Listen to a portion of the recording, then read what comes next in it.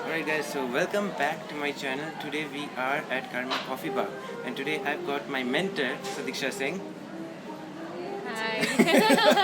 I know. So I think it's your first time you're doing these sort of videos. Yeah, actually. I am. Okay. How has it been so far? The video? Yeah. It's pretty good. I think I like the setup and the effort that you put in. So it's really nice. Oh my god, you're so nice. I mean, this is visible, so. Okay. So you've been in salsa, right? Yeah. I just can't seem to get the link between you and salsa. How did that really happen? Why? Why can't you get that link? I don't know. I mean, you're a good person. You're a good public speaker, and I mean, you're a kind person. But then, out of the blue, you do salsa. I just don't know how. So kind people, public speaker cannot be No. salsa dancer. No. They can be, but then I just can't find the link of how it started. No, I actually, I am someone who loves dancing.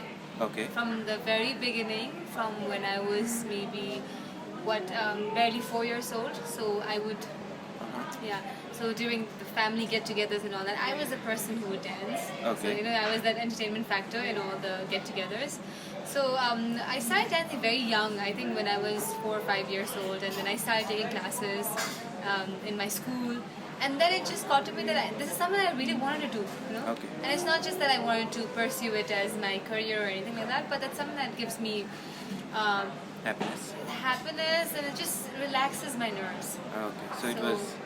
Yeah, and so I think anything, the connection of me and anything else might not be very apparent, but the connection between me, salsa, and the overall dancing is very, very apparent and clear. Did you learn anything else? I mean, any other sort of dancing? Yes, I have. I have learned contemporary, I have learned Bollywood, and bit of Kathak. Okay. So you're multi-talented. I wouldn't say that, that's something that is a talent. I love doing it.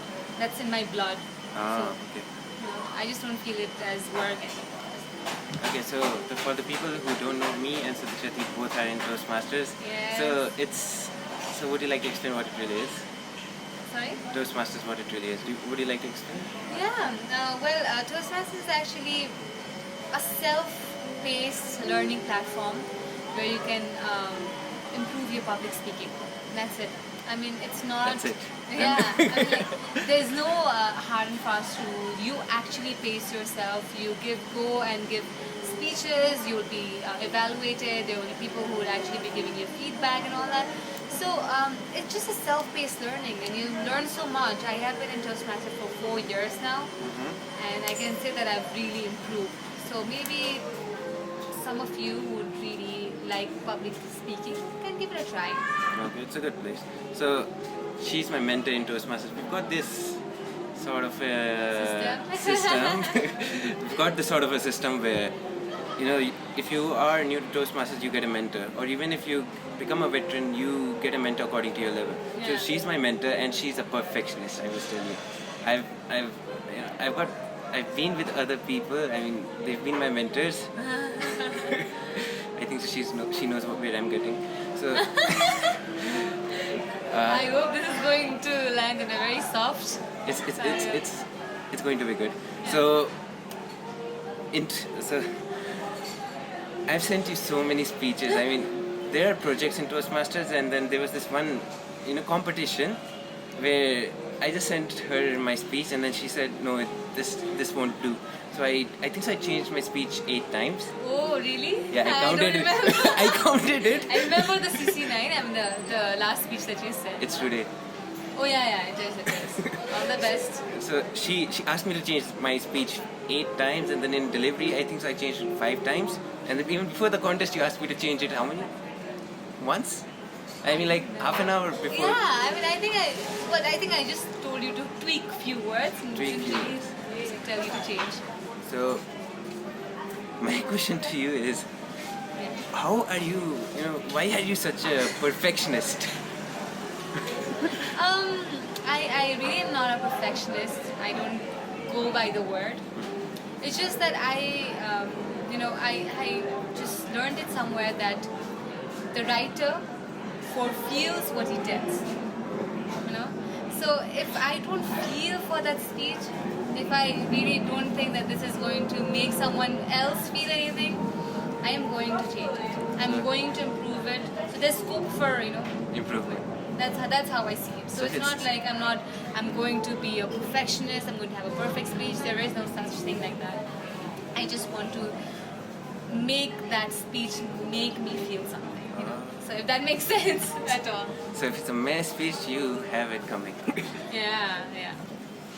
And so you ask people to improve, right? And in a speech, the best thing is content. Content is king everywhere, anywhere. Yeah. So, how can a person write good content? I mean, there are always these technicalities that it should be in a flow, transitions, and all of that.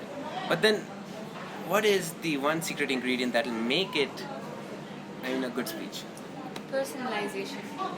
I think. That came out fast. Yeah. No, because I've learned that whenever people come to listen to anyone, it's because it's worth their time. And whatever we go on telling them, the inspirational and all that, we go to the internet, we see what's inspiring, and we get that. That's very common, and that's of no use because people can get that easily. Motivational speakers, done. No, actually, because people get that easily. I can actually go to Pinterest, I can download, like 100 quotes, and I can read that. That's okay. But I would want something that's very, very you. That's uniquely you. Okay. Because you're one person in the entire universe that has those experiences that are very, very unique. But if a person is scared, how can he get it out? Why don't you talk about your fear? What are you scared about? Why don't you talk about that? So, I can understand that there are people who really are scared to share their stories. And it doesn't have to be that you need to share your stories. But you can somehow find links. Like maybe something that is stopping you from doing that. Why don't you talk about it? Why don't you talk about something that's precious to you, something that's valuable to you, something that gives you meaning, gives meaning to your life. Something you can just choose bits, but it has to be yours. I have to own it. You have to own your So speech. don't copy. Yeah, not at all. Not at all. No plagiarism. Not at all. Because it doesn't work. People can see through. But you can quote. Yeah, you can definitely quote. You can quote. Yeah, you can quote, but even that's gonna go so far, obviously that's nice, and every once in a while. It's good to start a speech, Yeah. but the main body should be yours. Definitely yours. Your story is what counts. Okay, anything you want to ask me? Well, let me think. I don't really have a question, but so I just wanted to ask you because we have been, sharing this mentor-mentee relationship for a while. And I have noticed that Sudev is someone who takes in my suggestions, but you also sometimes don't take in my suggestions. I remember, I've actually noticed that. So when you are like a prodigy, so how do you think the mentor, whatever the mentor gives him, how do you take it in? Like for example, let's say whenever I give you suggestions, what do you think this is going to work out for me, this is not going to work out for me, okay, maybe she's right, maybe she's wrong. How do you take in all the feedback that I give you as a mentor? Well, you've got mentee problems? No, not at all. Because the mentees that like I have right now, they're very different, completely different personalities. Okay. And every day when I talk to them, every day when I listen to their speeches, they all have something very, very different. Okay. And I want to know more, like what Sudev is. Because you've always been a very casual, calm person. You're very easy, and I have had a very great time mentoring you. Really, honestly, because you're, I think, someone who really pushes on that level. I know you're lazy at times, but then other than that, that's perfect. So I just wanted to know how you take in all the feedback session, because sometimes it can be overwhelming. So yeah. Is that So, no. too much to ask? No, that's not too much. You're my mentor, you can ask me anything. I guess the answer is pretty simple. It starts with trust. So if you don't think the mentor is better than you, Yeah. you won't take the feedback. You'll think that it's the other person's point of view. Yeah. It's the other person's point of view. So if the person is not better, you might think that he's using his own point of view to subdue your point of view. Alright? So let me take my example when I go to the gym. I go to the gym because I see stronger people than me. I go to the gym because I see a future over there. I like to get stronger because I see stronger people. Too much turbulence. Yeah, I know. Okay, so coming to the feedback part. Okay, let's go again. Stone paper. You're slow. Okay, stone. Okay. I'm just pulling it again. Okay. So when taking the feedback, it's important that the person from whom you're taking the feedback, you think that the person is better than you in every way in that aspect. If the person is not better than you, then as I said, you won't even care. You won't have that mental image of the person. And if you don't have the mental image of the person, no matter whom you make your mentor, you are not going to take the feedback. Now when I look at you, let me tell you something. When I look at you, you've got that skill. Oh my god, you're getting so proud. No, I mean, I'm just. Okay, so you've got that skill, you go to the stage, you don't have any stage fright as far as I can see. I know you have, but you know how to hide it. So, and I like that about you. And you've got your own way with words. You sometimes say words that I don't understand and I have to Google them out. So that just shows that how better you are than me. Now when I take the feedback, you send me 10 sentences at once, and then I try to find what the essence really is. What are you trying to say? So for example, in this video, I won't say the essence of the video is to focus more on public speaking, but it's more like a conversation so that people learn even when enjoying it. When you send me the feedback, I try to find out what the real problem in my speech really is. I try to address it, and then the next time I send it to you, you give me another feedback. Yeah. If it has the same feedback as the first one, then that means I have not addressed the issue properly. So slowly, it's just one step at a time. You just try to solve it slowly, and slowly. And then one day or the other, you are going to reach your goal, and that's how I take the feedback. And I think that's how other people should do as well. And there shouldn't be any prejudice. Yeah, not at all. Yeah, that's pretty much it. Oh, and I had another question. Yeah. Okay, so what do you think about right to speech? Right to speech. I mean, are people nowadays misusing it as social media? I don't really think so. Well, No, because I feel that social media is something that is your reality. It can be an alternate reality as well. You know? But it's your own box, and what people take in is their thing. So if I go and post something in Facebook, you don't have to take it. You okay. know? So it's like you can go out and do anything with your life. No one cares. And I mean, obviously, sentiments are going to be hurt if there are people doing so, but then it's up to you to not take that at all. So I mean, for me, it's basically I don't use social media as much. So I mean, I might not know of the gravity of the consequences. I don't as even such. remember your last Instagram post. I don't use Instagram. I don't, no, because I figured out that it was very distracting for me, and it was something that I was creating, like I said, an alternate reality for me. Whenever I used to post, there used to be comments, there used to be likes, and I was like, I used to get excited. Or So, addicted. yeah, and I used to be in this loop, which is very, very vicious. So I did not want to be there.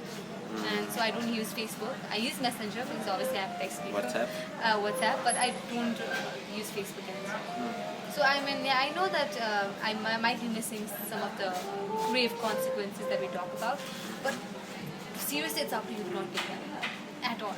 You don't have to. You don't have to, but then, for example, if you end up messing up with the wrong person on the internet who's very famous and he's a prick.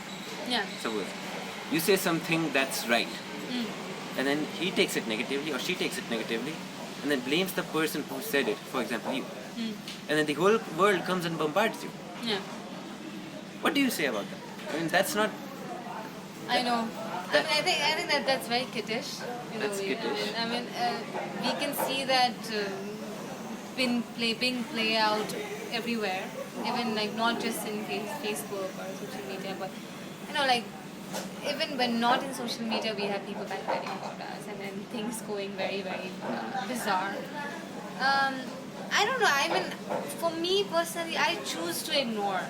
So if there's something that's like actually scales up, then maybe you have to go out and seek help. But other than if you can, just ignore it. I mean, you don't have to seek validation for everything.